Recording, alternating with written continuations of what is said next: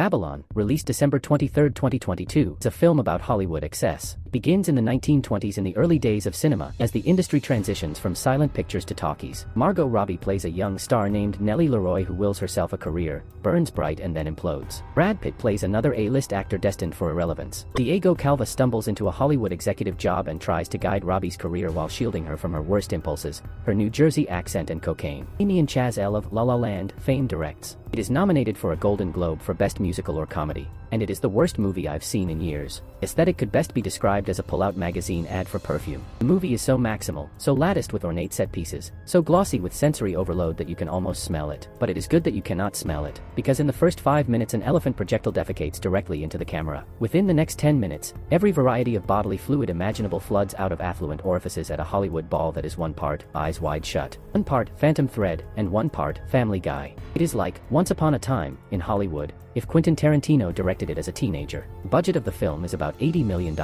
I suppose when you make a movie as successful as La La Land and pitch what's essentially a bizarro companion piece, the blank checks start rolling in. I'm a sucker for blockbusters and charisma spigots like Robbie and Pitt, which is perhaps why this movie upset me so much. The storyline is the rise and fall of Leroy's career, backdropped by the evolution of the film industry. But as far as plot is concerned, watching this movie is like watching a train move from station 1920 to station 1930. There are bumps along the way, but overall it feels like a collection of scenes just passing by the window, each with $1 million price tag. There are several paint-by-numbers characters who are in theory supposed to demonstrate the prejudices of the era. Jovan Adipo plays a black trumpet player who is forced to wear blackface, while Lee Jun-lee is a lesbian singer whose career fails to launch because of her race and sexual orientation. But the movie scans so quickly over their experiences that it almost would have been better if Chaz L. had ignored them altogether. Back to Robbie, who does her damnedest to make this movie work. As usual, her star power is enormous, and Leroy's voracity for fame feels like the one well-executed motif in the movie. Brad Pitt, on the other hand, is on autopilot, swirling his scotch glass like Bill Murray phoning in sundry commercials and Lost in Translation. Tobey Maguire makes an embarrassing appearance as some kind of drug kingpin,